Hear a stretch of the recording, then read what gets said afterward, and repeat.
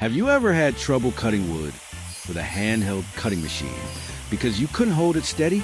Today, I'll show you how to make a simple wooden base that keeps the cutter stable and makes it easier to use. Let's get started. First, I prepare a flat wooden board.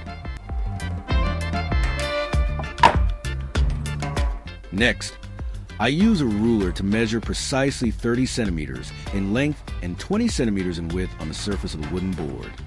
I use a pen to mark a 0.2 centimeters from the edge of the board.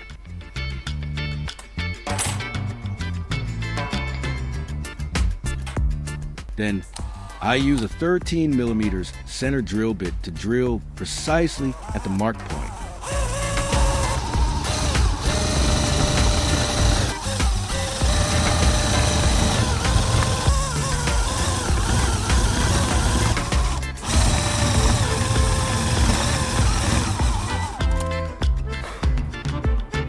Now, I place the nut into the drilled hole, align it properly, then use a hammer to tap it evenly until it's firmly secured.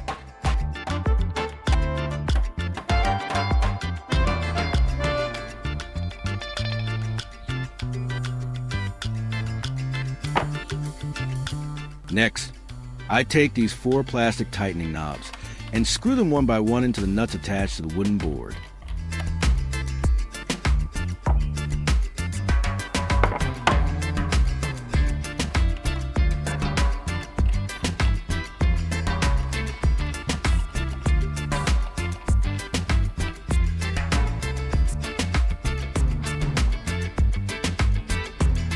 After firmly screwing all 4 plastic knobs into the nuts, I take the hinge plate and place it on the surface of the wooden board to test the fit.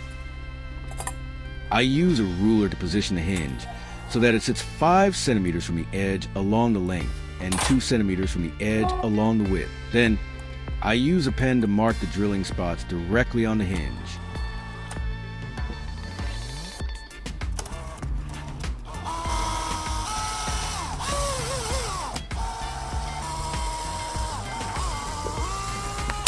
After drilling the holes at the mark spots, I place the hinge back onto the wooden board. To securely attach the hinge, I use screws and fasten them one by one into the pre-drilled holes.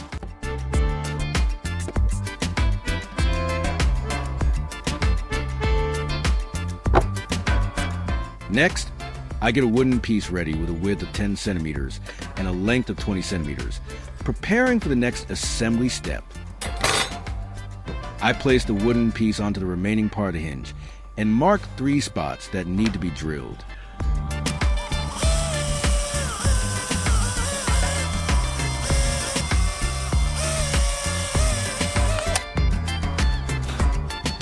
After drilling, I place the wooden piece back onto the hinge and use screws to secure it firmly.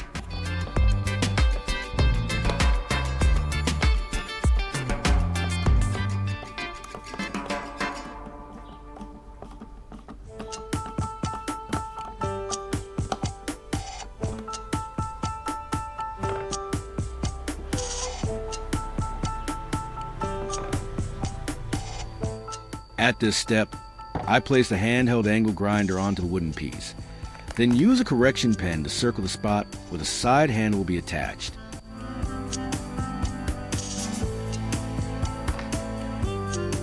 Then, I place the grinder underneath the wooden piece and press it closely against the surface to accurately mark the attachment point.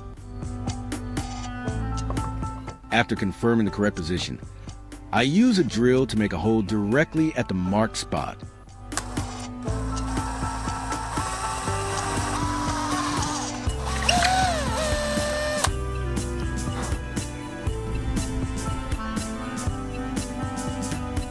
Now I place the grinder back in its original position and use a bolt to tighten it securely in place.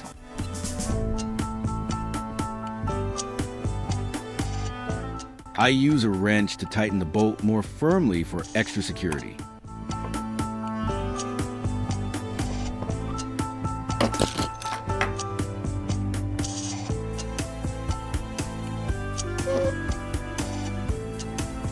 Next, I prepare two L-shaped metal brackets. I place the metal bracket in the correct position to check the fit. Then, I use a pen to mark the 4 spots that need to be drilled and start drilling.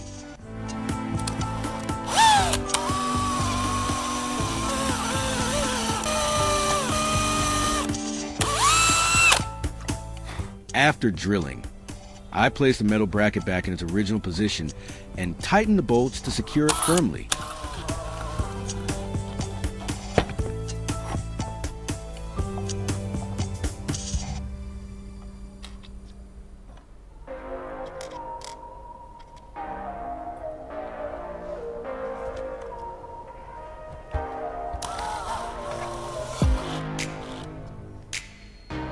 At this point, I use a threaded rod to secure this part of the metal bracket with a nut.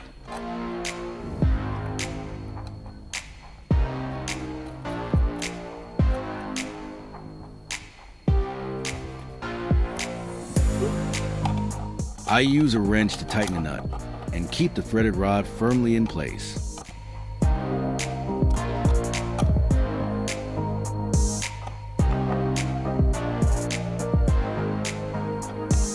Next, I prepare an L-shaped hinge that already has screw holes. I align the hinge with the 2 pre-drilled holes, then use screws to fasten it tightly and keep it securely in place.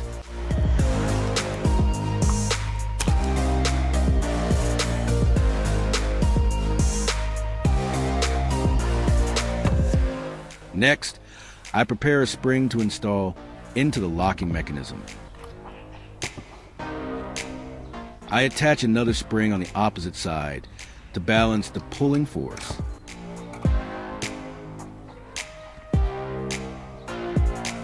Then, I use a nut to secure the spring and prevent it from coming loose during use.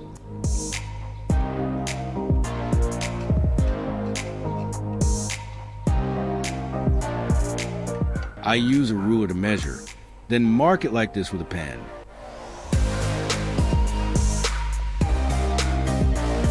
I prepare 2 wooden pieces, place them in position, and drill 4 holes to secure them.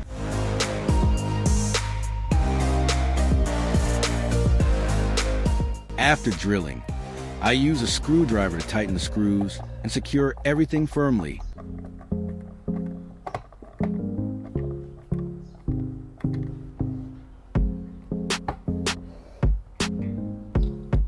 I align the metal safety guard ring into the correct position, then tighten the bolt to hold it securely in place.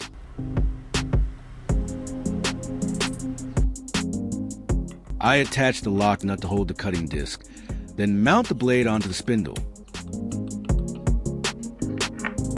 Finally, I install the belt and tighten it to ensure everything is securely fixed.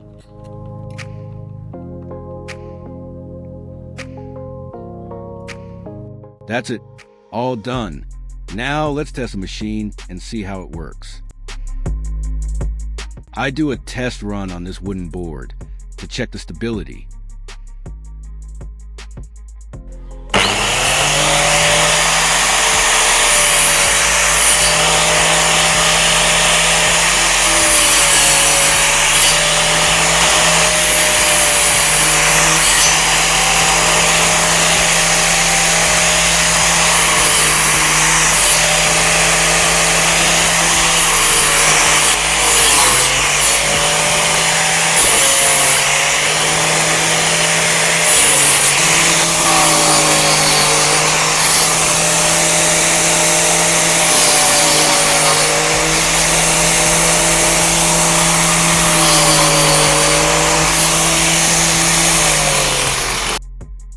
The product works steadily, efficiently, and safely. The steps are clear and easy to follow, helping you recreate at home with low cost. If you find this video helpful, please like, share, and subscribe for more DIY guides. Don't forget to leave a comment if you have questions or ideas. I'll support you as quickly as possible.